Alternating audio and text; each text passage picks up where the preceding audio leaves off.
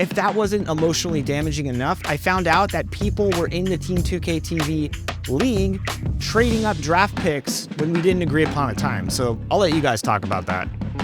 Collusion.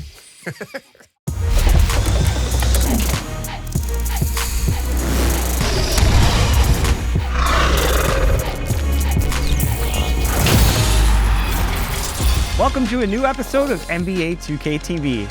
Who's ready to earn VC? Let's start off this week with some 2K TV Interactive.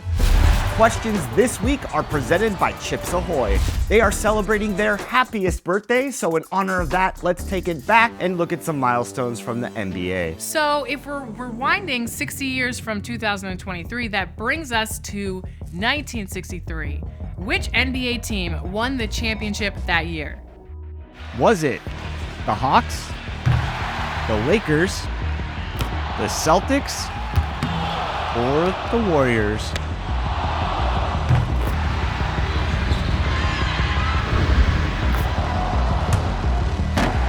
You should know your 1963 NBA trivia, because if you do, you just earned yourself some VC. But here's another question for you. How many games did it take the Celtics to win that final series in 1963? Was it 4, 5, 6, or 7 games? I'll give you a little hint. This number is also the number that LeBron James wears on the Lakers currently. Easy one. Get that VC. I would describe Michael Jordan as the ultimate in what you would want from a guard. Birthdays are a time to celebrate you, and we're here for it. Here for your flashiest, your danciest. Here for your youest. It's Chip's happiest birthday, and he wants to celebrate you.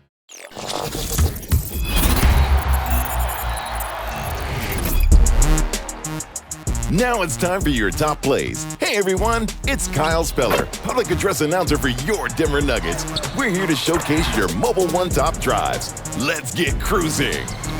Oh, that's his 8th make of the game. Grind to Shine is in the wreck, picks up the interception and shows off a nice dribbling selection. What a combo! Oh, if I was guarding, I'd probably reach too. You can't guard that. You can't guard that. A well-earned and one. Let's go! Grabbing some popcorn in the theater with Watch Me Work 60. Drives with a ball fake, make that a double. Oh, and take that layup without any trouble. Why rush? Got him. Patience is a virtue for sure. Random Rec Goat is next in, well, the wreck, of course. Okay, walking it up a little bit, gave him a little hezzy. All right, he goes up. Oh, wait a minute. Did you just see that? Finishing on the right, no, with the left. I don't know what he did. No blinker. It's all quite a lane change at freeway speeds. Nicely done. Let's close out with 2 seconds left. It's Mario. He's got the ball. Driving to the lane. Oh, taking the contact, bodying up. Wall up, baby, wall up. Hey, you better get in the weight room on that one. Avoids the block and starts the block party. Great win. This is a tough choice. Pick your favorite play and send them to the top play of Season 5 next week. Share your top plays on social media using hashtag 2KTVWow, and you can be featured right here on 2KTV. Next week, we'll choose a winner for 100,000 VC. For now, into the kitchen to prep for dinner, it's Stellar Speller Souffle Night. See you later. We're continuing our Jordan Mode interview series, and this week we have the legend, Kareem Abdul-Jabbar. He sat down with us to give his insight into Michael Jordan's game, his drive, and his effect on the NBA.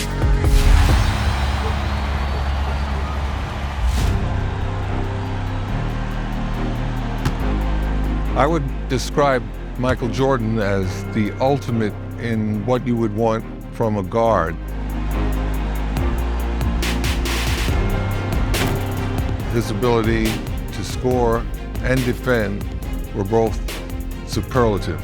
He, at any time, could take over a game and make every shot, every crucial shot.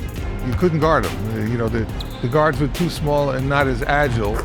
The big guys were too slow. Couldn't keep up with him. You had to really have a lot of good luck going for you to block his shot. He just was invincible with the ball. He was going to make that jump shot time in, time out. Michael got hurt his first year, and he couldn't finish the year. I had some conversations with James Worthy, who played with Michael at the University of North Carolina, and he was telling me, you don't understand his skill set. He's going to dominate at both ends of the floor. So after that first year that he got hurt and couldn't finish, he led the league in scoring every year from that moment until I retired in 1989. On the defensive end, he was consistently in the top 5, usually leading the league in steals. So he had tremendous effect on the game at both ends of the court. Some teams went and double teamed him all the time. He'd find the open guy. Michael would create for them. So even in other teams' efforts to contain Michael, when they did that, he'd pass the ball off, and the Bulls did well shooting those wide open jumpers and attacking the hoop because no one was guarding them. They were too worried about Michael. And that made a big difference in all those games that they won. That's why they were world champions.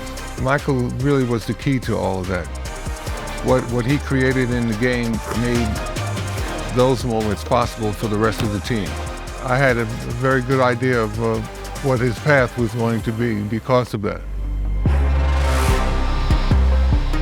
He is what any young player should aspire to in either aspect of the game, and had a great work ethic. He was a prime example of excellence. Did all the necessary preparation to be the best in the league at his position, and a leader that would lead you all the way to the top. 6 world championships, that's proof. That's proof positive. Give the man his credit, tip your hat, keep on going. You know what? You see the best plays from the community right here on 2K TV. But I'm going to be honest with you, some of the stuff we see is pretty hilarious. And we save them for this weekend because it is April Fools. It's time for our annual 2K TV top bloopers plays, and I pulled some of my own this year. Uh-oh, anything can happen in 2K? Definitely. Take a look.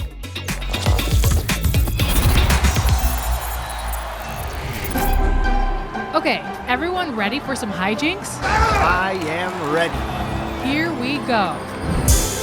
Sometimes just catching the pass can be a challenge, as shown by Laz in the Rec.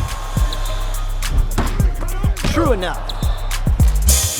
Even on defense, sometimes a swipe at the ball doesn't help as much as you think. Wow, sometimes the funniest plays are just being in the wrong place at the wrong time. Ha! And hey, sometimes it might just be better, or at least more funny, when you are lucky rather than good. Davis a screen. The baseline James Oh on my the way. goodness, what? The shot's good on the assist by James. That's crazy, no way. That was a blast. Well, that's it. Thanks to everyone who submitted those top bloopers. Actually, we have a few more. But that was all the top plays, right? Not quite. Here are some from Team 2K TV themselves. Oh no, come on, don't do this. Roll 'em.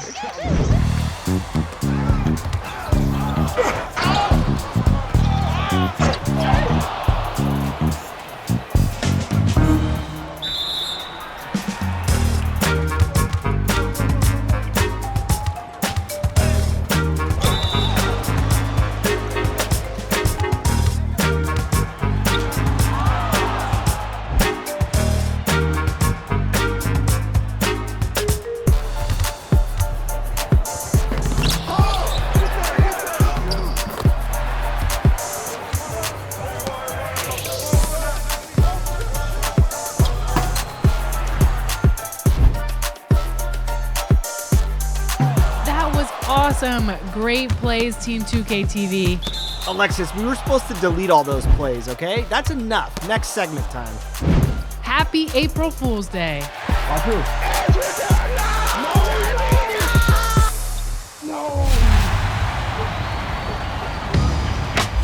Okay, Team 2K TV MyNBA Errors League is back, and we left off where Blake beat Danny in the finals with his Miami Heat. So we're moving on to Season 2. Chris, I heard you had a message for us. You all are very lucky because I found out that Kobe actually got injured last playoffs against Danny when we were up 1-0 on the Kings, and he will be out for the remainder of this upcoming season. So I'm in full tank mode. But if that wasn't emotionally damaging enough, I found out that people were in the Team 2K TV league trading up draft picks when we didn't agree upon a time. So I'll let you guys talk about that. Collusion. Okay, a lot of hot air that I'm hearing, but I know there were some trades, and I want to hear more about it. So, Brian, do you have more about this conspiring? There was absolutely no collusion, and I'll tell you why. Because I sent a group chat text to everybody in Team 2K TV, and I said, breaking news. Rumors are reporting that the Golden State Warriors are aggressively pursuing a top draft pick in this year's loaded 2003 NBA draft. So that was me telling the whole league, hey, listen guys, I'm trying to make a trade, and so should you guys.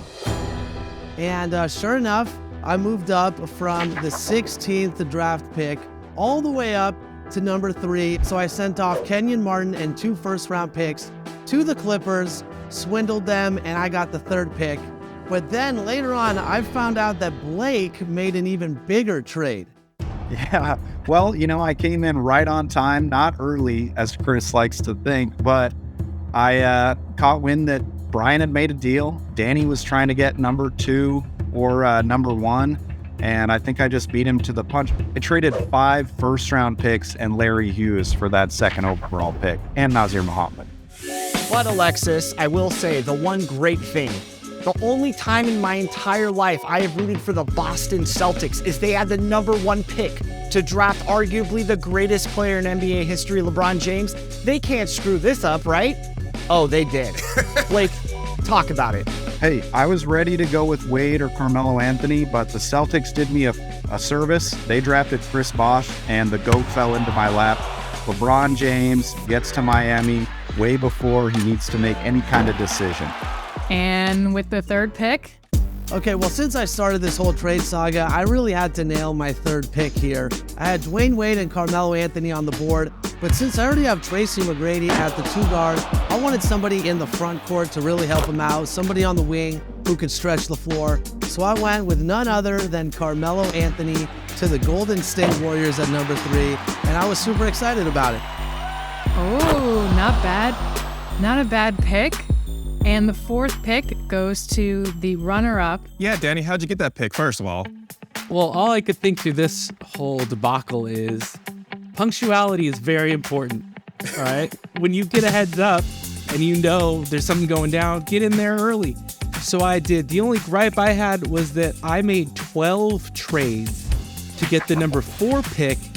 Blake slips in 3 minutes before we start the thing and nails the higher pick. But I got lucky because Dwayne Wade fell to 4, and so I went from an NBA Finals contending right there for the championship to adding a wonderful piece with 17 badges as a rookie. I'm thrilled to have Wade on the team, and I'm going to guarantee a championship for the Kings this year. And rolling all the way down to the bottom of the draft, we have none other than our tardy Rodney. Tell us what you did. Well, since I couldn't make the same trades as the other general managers, I decided to just make some moves, make some trades, and then base my draft on those trades. So I noticed my team's way over the cap, and I noticed that Antonio McDyess had 1 more year left with him.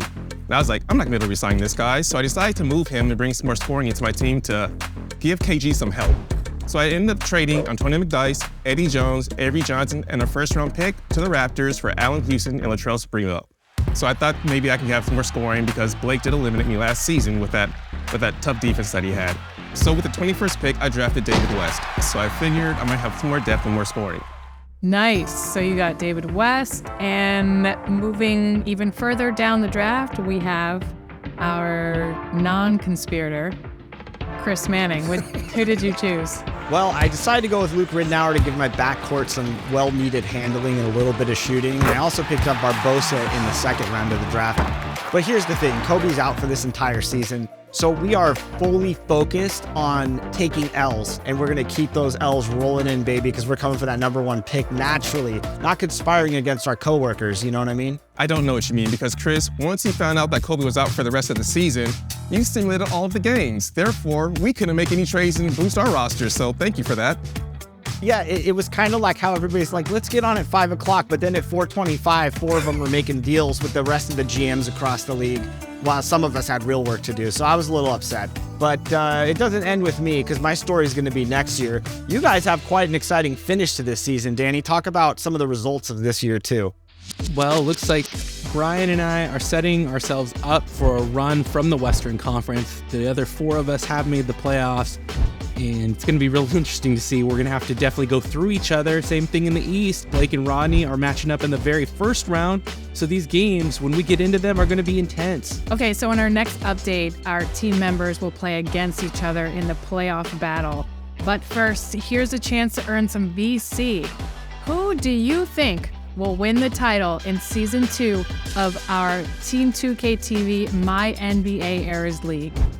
Do you think it's Team Danny, Team Rodney, Team Brian, or the defending champions, Team Blake? If you answered Team Chris, then you are wrong and you earn 0 VC.